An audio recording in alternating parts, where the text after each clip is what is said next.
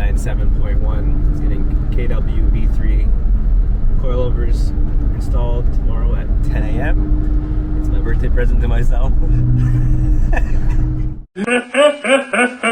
I didn't ask for permission for it, did I, Les? No, you didn't. It's only going to cost about 6,000 Canadian dollars. Jeez. I can't wait to see my birthday present that I get to buy myself.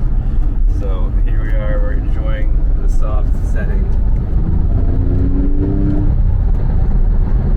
Because the hard setting is quite hard, but this button's not going to work after tomorrow, babe.